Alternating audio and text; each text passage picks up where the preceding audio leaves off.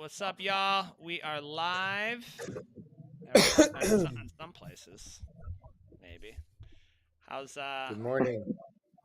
if you guys can? All right, sweet. So that's Facebook.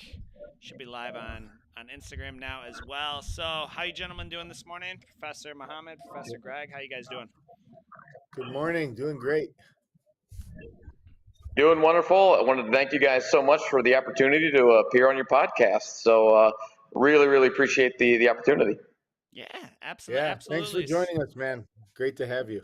So we are we've got we're gonna kind of introduce you a little bit, Professor Greg. I want to go into let's get right into it. When did you start jiu-jitsu? How long you been training? And then you've got some new ventures that you're working on as well. You want to tell us a little bit about those?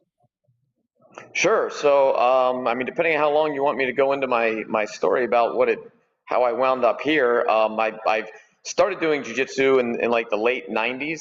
But before that, I started doing kung fu, and it's a pretty amazing backstory. I got a big, strong faith in God, and some things happened in my life that kind of led me here. And it kind of all started back in college, my senior year. I like bent over to pick up a piece of paper, and my back locked up. And a friend of mine was doing a form of kung fu, Xingyi Kung Fu, and this was at college at Virginia Tech. And he's like, "Hey, why don't you come out and try this? It's really good. It's going to get you healthy." I went to one class, and within literally 5 minutes, just fell in love with it. And was like, "Okay, I'm going to be doing martial arts the rest of my life." Graduated, got a job, moved up to Michigan, and there was one person in the entire Midwest that did that style of martial arts, and that's all I wanted to do. And that was my business partner in Novi, Professor Jim Birchfield. So I started doing kung fu with him. Then he wanted to do jiu-jitsu, and I was traveling from Farmington Hills up to Burton, Michigan to do it. And when he started doing jiu-jitsu, I was still burnt out from high school wrestling, but I was like, well, I'm driving an hour each way to get here, so I may as well do it. And it took a long time to kind of find the passion, but we adopted our kids. I had a 6-year break from martial arts. We got back in touch, and we'd always talked about opening a school together. And after 6 years, I hopped back into it. Promptly got my ass beat every day for months until I got back into the swing of things. And then, I really found a passion for it, and just, really thoroughly enjoy what I'm doing. And we opened up the school in Novi about nine and a half years ago, and decided, it was time to kind of venture out on my own. And lo and behold, here we are. 2 weeks ago, got to open the doors of my own gym, and it's just been an amazing experience. That's awesome. So what rank were you when you opened with your business partner? Really good question. Something that I think to motivate people. I was a blue belt, a couple straight blue belt. And I'm sorry, we're gonna have to end the podcast now, Greg. Blue belts cannot be opening schools. It's sacrilege. I can't let you know. Like that's what there is a black belt somewhere throwing his phone across the room. Like screaming profanities. What? Well, it was good talking to you guys. I'll see you later. So, I was not a confident guy. Here I am. I'm in my mid 40s. I'm a blue belt. There's schools with black belts, around us, and I thought, man, who's going to want to come and learn, from a blue belt? And I think, as we all know, motivated blue belts can make really good coaches. For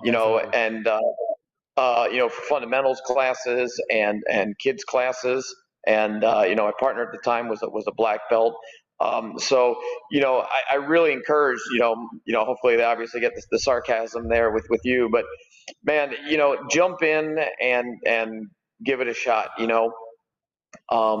I've met people that, and you see people across the internet that are in areas that have no jiu-jitsu, and they open as a school owner as a blue belt. And You're sharing the knowledge, and you're helping people, and it's a good thing. And granted, as we all know, there's going to be incompetent people as well, but I've seen incompetent higher belts as well trying to run schools. So I encourage everybody, if it's something you're passionate about, hop in, start coaching at the school you're at if you can, and see what you can do.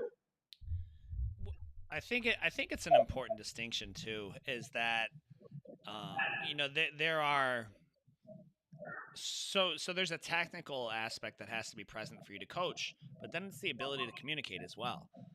I've known amazing grapplers, guys that would I just can't touch, but their ability to, because of their natural athletic ability, and whatever God-given skills or lack thereof, they just couldn't communicate, right? And they're like, okay, we'll say Berimbolo, for instance. Okay, I'm gonna Berimbolo right here. 1, 2, 3. You guys got it, go. And the class is looking confused, and as well as I do, you have to speak a person's language. And it helps to know what they do. I know, you're an engineer, right? You have an engineering background. Yep. Yeah, so I'm gonna tie things in that you'll be able to, it'll make it click, versus a lineman or a mechanic or a school teacher, or so that's what makes a good coach. That's what makes a really good coach. And as a seasoned blue belt, you can absolutely teach white belts. I mean, so that is and then you're growing along the way, right? So and it was in conjunction with your black belt. So I think your partner at the time. So that's a myth that I believe needs to be busted, and I think it is. I mean, even your wrestling background, Nicky Rod came and shocked the world at ADCC 6 months into his training, and pretty much just started to disrupt those waters, which I think is a good thing. Yeah, my wrestling background certainly helped, and I think that there's a couple myths there to dispel, where jiu-jitsu guys don't like getting beaten by wrestlers, but it's all grappling, and if you're a good grappler and you understand the concepts and how to control someone, you're going to do really well. You talk about coaches, like right now when it's time to look for new coaches in our gym. I don't look at their belt. I look at them as a person, and exactly like you said, Dave, can they communicate? Can they relate to people? To me, that's more important, because it's easier to teach someone the techniques than to teach someone how to be a good communicator. And I draw on my engineering background all the time, because as you guys know, I mean, jiu-jitsu is all about leverage, and when you can use those analogies, it really helps people. And I think that for me, I draw on that experience all the time to try and help communicate. So question for you: how long did it take you to make it to black belt? And who were some of the biggest influencers in your jiu-jitsu journey that were higher ranked than you? And why, and how has that helped to shape you as a coach at Gracie Barra Northville?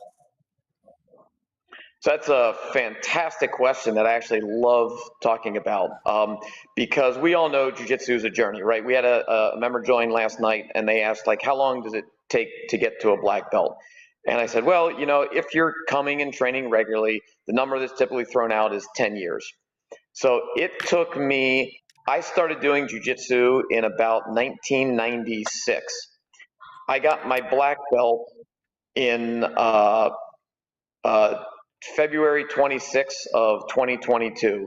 So if you're doing the math, that's about 26 years. However, there's a lot of caveats to that.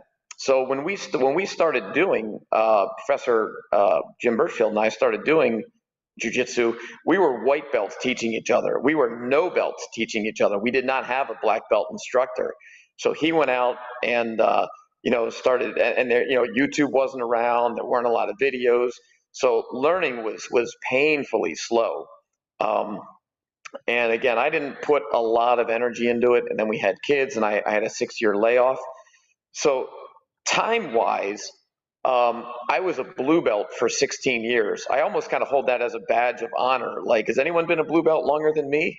Um, but a lot of it was, again, the level of training, and you can say, oh, well, did this guy like stink that bad that he couldn't get promoted?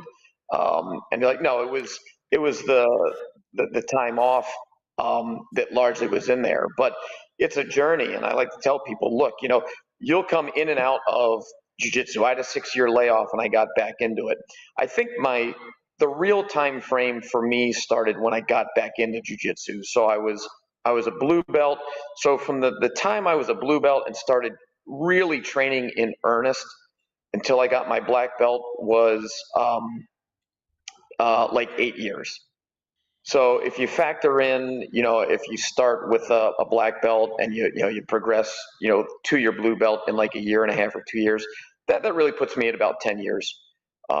So my journey is really different, but I like to inspire people to say, look, guys, don't give up. It took me an incredibly long time, but that was because life got in the way.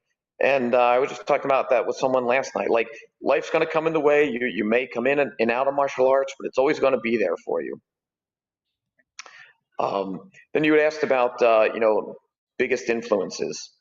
I would say probably my biggest influence is Kyotera. When I started, looking at guys, I'm 140 pounds. So I'm going to look at, some of the lighter weight guys and what they do. And, for those that don't know Kyotera's story, his mother got him into martial arts because he was being bullied, and he got his black belt in 3 years. And I believe his first worlds as a black belt, he won, and then won Nogi worlds 10 years in a row. I've had the pleasure to do private lessons with him 3 or 4 times, and just an amazing instructor. Just there's like no questions he can't answer, and sparring with him was just otherworldly. The guy is on such a different level. It's just unbelievable. The first time I sparred with him, I came home and told my wife. I said, I think I was a brown belt at the time, and I was like, he was doing jiu-jitsu. I'm not quite sure what I was doing because there was no chance. It was amazing to see what level he was at, and to be able to have access in this activity, in this sport, to the highest level guys. It's just awesome. You get to see like what the highest level jiu-jitsu in the world is, and you get to feel it and experience it, and it's just incredibly motivating to see like how amazing these guys are.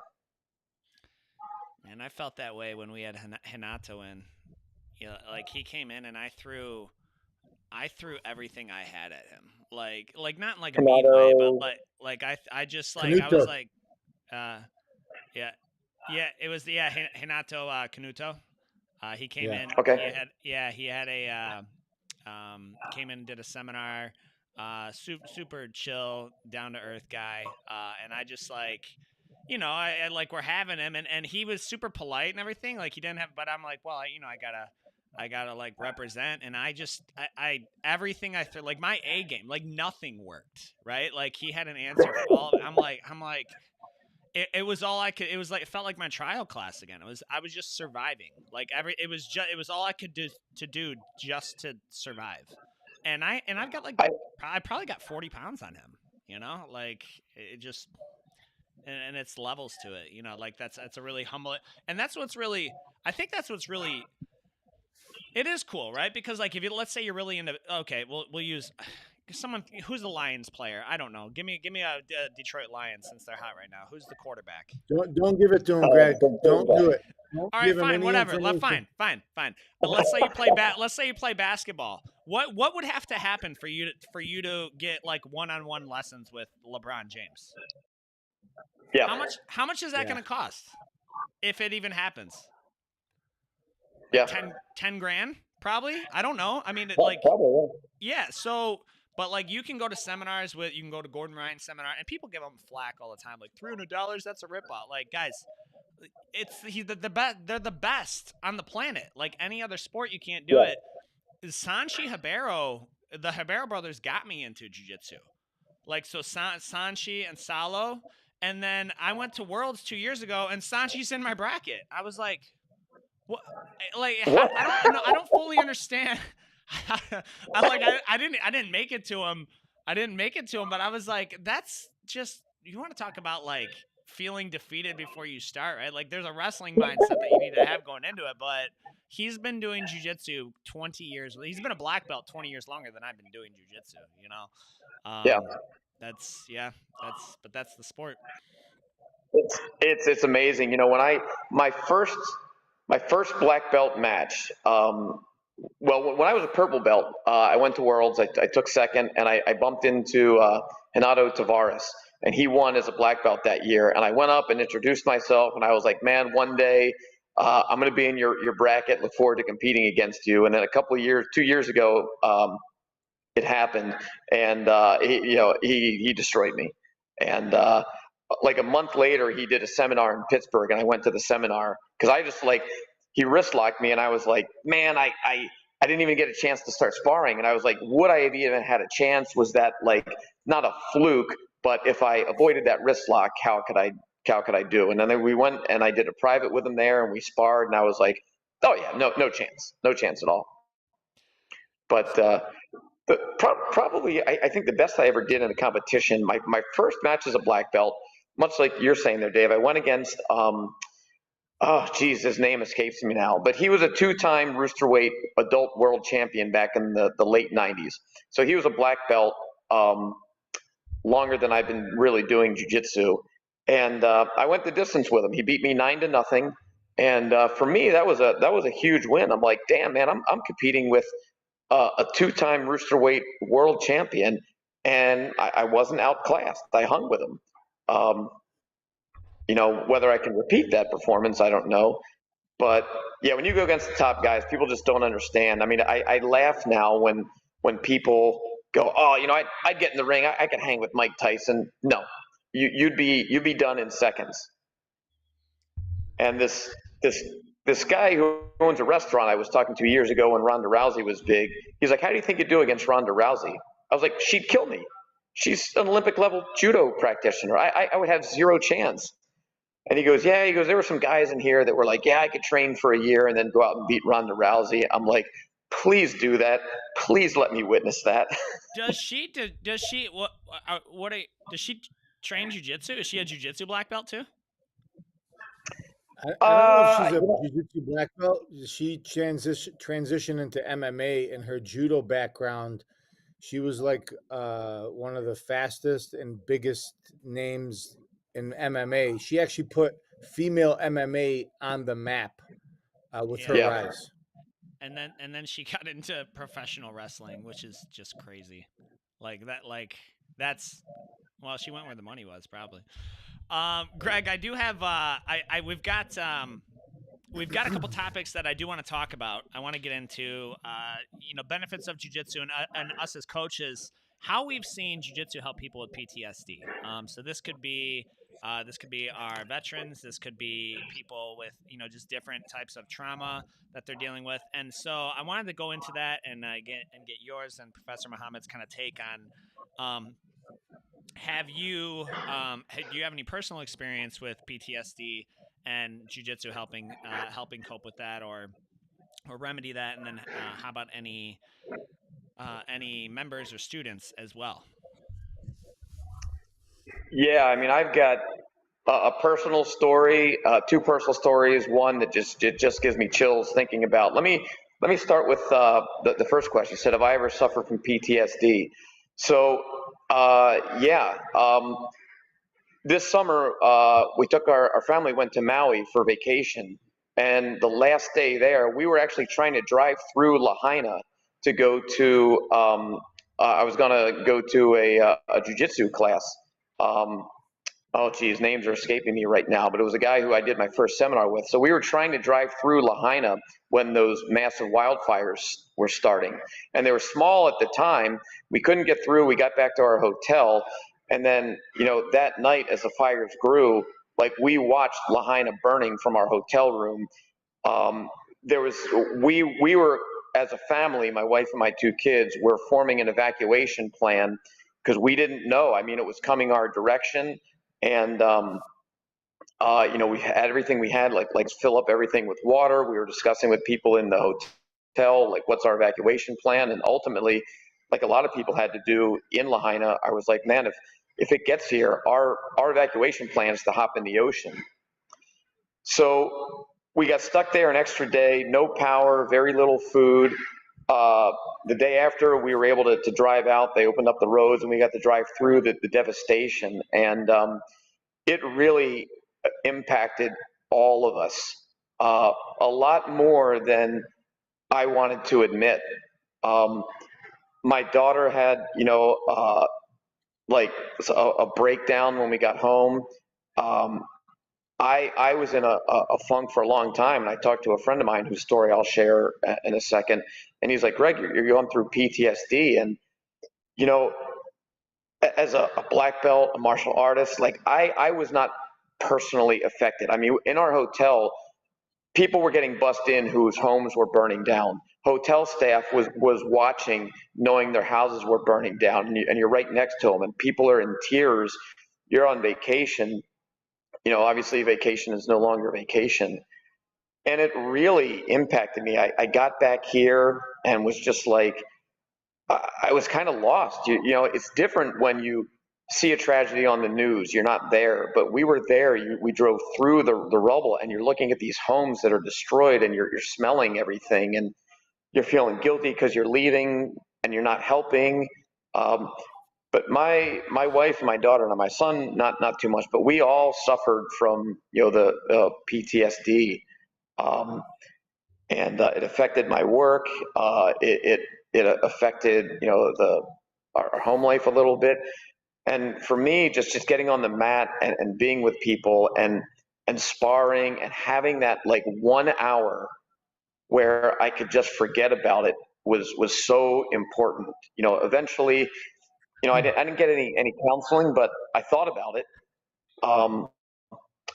So I want to share with people. Look, I don't care who you are. Here I am, a black belt martial arts instructor. Guys, I suffered from the symptoms of PTSD, and it was, by a lot of standards, a very small event. It's not like what people suffer from in the military. So